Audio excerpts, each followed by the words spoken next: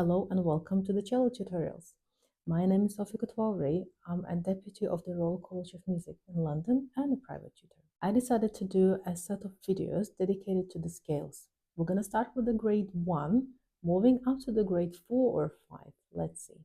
This video is for the D major. I already had the videos where we'll learn the scales, but the only difference between them will be this time we're going to do them with a bow.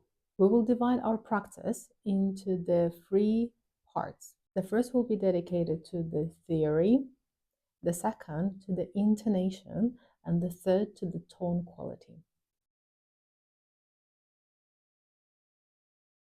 Before starting playing scales, you will need to know the key signature. You can figure that out knowing how the circle of fifth works, or you can just memorize how many flats or the sharps has D major. Another tip which I can give you, if for example you forgot the key signature, is the structure of the major. And let's see how it works. We'll need to memorize the structure: tone, tone, semitone, tone, tone, tone, semitone. So 2 tones semitone, 3 tones semitone.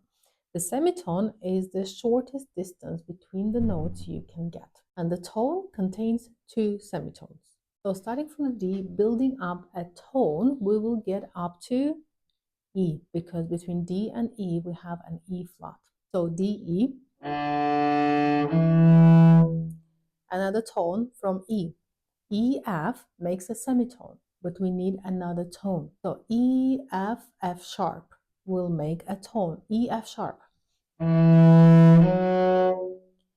Tone, tone, semitone. Now we're looking for the semitone. Starting from the F sharp, building up a semitone, we will get to the G. Right, second part of the scale. Another 3 tones following semitone.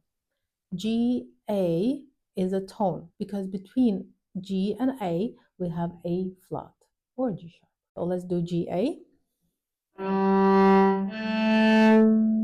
Right. A, B makes a tone. B, C is a semitone, but we're looking for the tone. That's the third tone. So we need to add a C sharp. B, C sharp. And the last was a semitone. C sharp, D. Right. So without even knowing a key signature, because I haven't told you yet, but knowing the structure, we already figure out that the D major will have F sharp and C sharp. But you see how long that takes. It's better to understand how the circle of fifth works or memorize them. Before we start, let's find F sharp and C sharp. And here they are. So the F sharp with the third finger on the D string, and the C sharp is parallel. So they're on the same line. You will use the third finger on A string as well. And the reason why I'm telling that is because there is always the question, are we using the second finger or the third? Because 1 and 4 will stay always there. In D major, we already understood that we are not using the second finger as its own. So the second finger will follow together with the third finger. And let's try to summarize now. Of course, it's best if you're using the mirror in front of you, visualizing the chart while you are playing. And now to close the theory part, the notes will be D, E, F sharp, G, A, B, C sharp, D. And please practice to name the descending scale as well, so you don't struggle with finding the notes on the way back. D, C sharp, B, A, G, F sharp, E, D. And now the intonation part. The best thing to secure intonation is to sync notes in advance. And to be able to do that, first you will need to be able to sing the whole scale without playing. So let's have a D. I'm gonna split the octaves because I can't start so low, but I can't either to finish so high. So let's do that. D, F sharp, G, A, B, C sharp, D, C sharp, B, A, G, F sharp, E, D. If you can keep singing in the same octave, please do so. Even my voice is not perfect. This is not what we're looking for. This is not a singing lesson. We are trying to activate your inner ear. And the inner ear is the melody which will lead the whole process, because the melody always leads. If we can't hear that melody, we can't compare, are we in tune or out of tune? We don't have that reference. But singing the notes, you will compare if you are in tune or out of tune, because it's really hard to sing D and play D. You see, they're not matching, and that becomes quite obvious. Therefore, another important part of practicing and playing cello is to activate and develop a good inner pitch.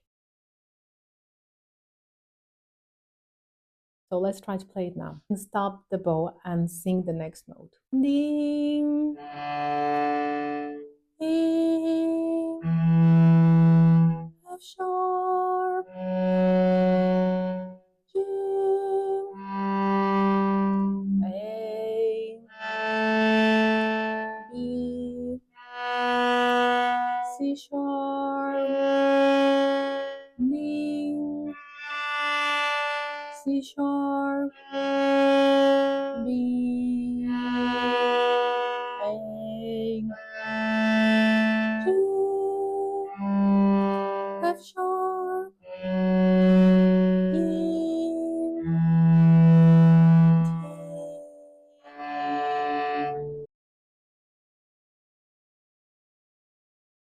And to improve the tone quality, we're gonna separate the right and the left hand. Let's think that the left hand fingers, they're pedestrians, and the right hand is the car. And the whole idea of this exercise will be to ensure that we allow the left hand or pedestrians to cross before the car will move. So basically we'll work out the coordination. When you feel that the left hand is well secured and you are ready to move forward, listen very carefully what the right hand is playing. Sometimes at the beginning of the sound, you might find that you have a little cracking sound like that. And that happens because the lower part of the bow is quite heavy. And if you're thinking down before the bow stroke, then you will have that crack. But if you will be thinking on the side, releasing a little bit weight in the right hand, having the more gentle stroke with the flexible and the free fingers, try to do this exercise, doing a little circles first. And thinking on the side, because to draw the circle, you will need to move on the side, not down. So very gentle stroke and very soft and flexible fingers. If you don't have that habit, just keep this part. If you're working right now on the control of the contact point, choose the one and try not to move up and down. When I was a child, I started with the middle part. We can try to do the same now. Remember, really flexible fingers and a gentle stroke at the beginning, trying to keep the same speed through the bow, fading or slowing down at the very end. Let's try. So think gently on a side, yeah? So release the tension, release the weight. It's like picking up the weight at the very beginning and on a side. Same contact point, even sound through, fading at the end. Stop the bow. Now again, we need to start with a similar speed we started and fading at the end. So don't rough or don't start too fast, and trying to keep the same contact point as well. Ready? And breathe. Keep the same contact point, same speed, releasing the weight at the end and fade it. That's it. I think now we can start playing the scale. So starting from the D. Remember, name or sing the notes in advance. D. Fading at the end, finish. That's it. Now forget about the right hand, prepare the left hand and ensure that the thumb is not squeezing. And singing it as well. Remember, now try to release, breathe, and with an exhale, move the bow on the side. Ready? Same speed through, fading at the end. Stop the bow. F sharp. Same speed through, fading at the end.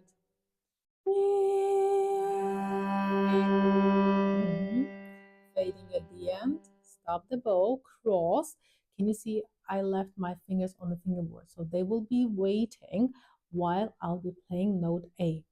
And they're really nicely curved. They're not catching the A string to avoid a bad sound. Breathe and think gently on a side. Ready? exhale. Fade at the end. And now we're coming to the point where the first finger should be crossing and drawing the straight line. When you reach the first finger is on the A string, standing really well, then you can release the others. Ready? B, fading at the end, C sharp, release and smooth, gentle stroke on the side. C sharp,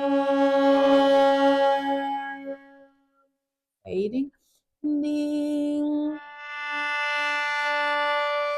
stop the bow. And now let's play a hot fingerboard game. Imagine your fingerboard is very hot and you will need to take off the fingers very quickly.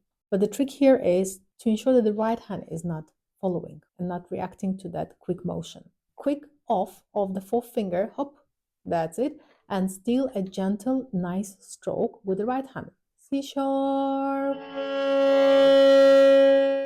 fade it, quick off, the right hand, release, gentle stroke, stop the bow, quick off, gentle stroke. Right, now we're crossing together. So the left and the right hand is crossing together, but can you see the right hand is staying silent? Okay, the left hand is on the string, standing nicely, and now think of the right hand. Breathe out. That's it. Fading at the end. Quick off. F sharp. Release. Breathe. Fade it. Stop the bow. Quick off. That's it. Relax the right hand. Breathe. Fade it. Quick off. Relax. Release. Smooth on the side. Breathe. So the breathing does a good job for us. So ensure that not only shoulders are falling down, but you're releasing the tummy as well. You can add also the feeling of the sinking into the chair.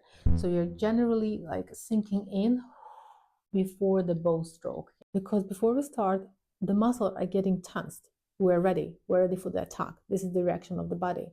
So we need to have a habit to do opposite, to release and relax, okay? So you see I'm helping with the left hand, fingers, softly, softly touching, right. And again, breathe out, that's it. Now, can you see the position of the shoulders and the elbow? And now try to feel the sitting bones as well. And now start melting down. With an exhale, move the bow. Melting down into the sitting bones. So breathe in. Relax. Feel the fingers here. Feel the control, sitting bones. And try to exhale. Shoulders down, elbow down. That feels a little bit like meditation because you can control and feel your body while performing or while playing, while practicing. And the control comes only when you are relaxed. Calm with your mind in observing position. So you observe what you do, and while you're observing, if something is working not good, don't panic.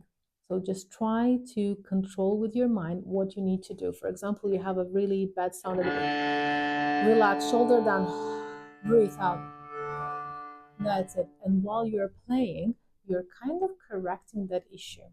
And more you do so, more you're developing good habits. And let's pay a little attention to one moment when we're crossing the string. So when your full finger is on the string, on the note G, remember what we've done. So keep the fingers on the string, cross with the right hand, draw a straight line with the first finger, get to the position and release the others. So try to practice those three notes G, A, B separately. On the way back, many of the students, they're struggling to get in tune to the G. So note B on the string, take it off, close to the string, get to the position, so your fingers will get wider and fall down. All the fingers should follow. So when you're falling down with the fourth finger, all the fingers are following. And one more time. Note B, you're on the string. Release, Keep it close. Draw the straight line with the first finger. Get the distances between the fingers. Fall. Let's summarize. Before you start and while playing, you will need to keep in mind the key signature. Just for the security, learn the structure as well. Follow your notes and sing them in advance, preferably. And listen and control your sound as well. Never rush, because the speed comes the last. For sure, you will need to visualize the fingerboard, knowing where the notes are without just memorizing the finger pattern 0, 1, 3, 4, 0, 1, 3, 4. Because moving to the half position, second, third, fourth, fifth, the notes will stay in the same place, but the fingers which they will be played with will be different. Therefore, spend a lot of time to know the geography of your fingerboard. Having a good habit at the very beginning, integrating them into your DNA, will help you to learn the other scales, other grades easier. Arpeggios. Please check the other video when I talked a lot about the arpeggios. Here, the theory will be very basic. To play an arpeggio, we will need to find only 3 notes, and they are the first, third, and the fifth of the scale you just played. So arpeggio notes of the D major will be D, F sharp, A, and you will need to memorize them and name them before you start playing. And of course, you will need to follow them as well. And now let's see the fingerboard chart. Again, we're trying to visualize them before we play. D, F sharp, A, D at the very end, because we start, we go up to the tonic, and then we return to the tonic. D, F sharp, A, D, going back, D, A, F sharp, D. Before you start, you will need to know how it sounds like. D, F sharp, A, D, and then back. D, A, F sharp, D. And let's try to find them on the fingerboard. So don't learn the fingers before you actually found the notes. D, F sharp, A, D, A, F sharp, D. So sing the notes in advance, name them in advance. There is one little trick I really want to share with you. After you reached F sharp, so D, F sharp, D, F sharp, cross only the right hand, keeping the third finger on the string. A. Right. So again, keeping the third finger, don't release. Find the fourth finger D. Now take the fourth finger off, third finger still on the string.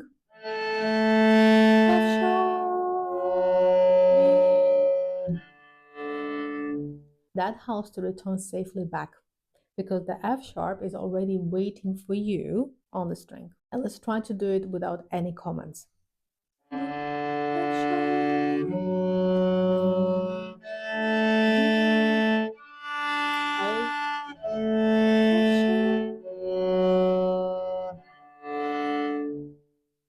Regarding the tone and the sound quality, you do exactly the same what we've done in the scale.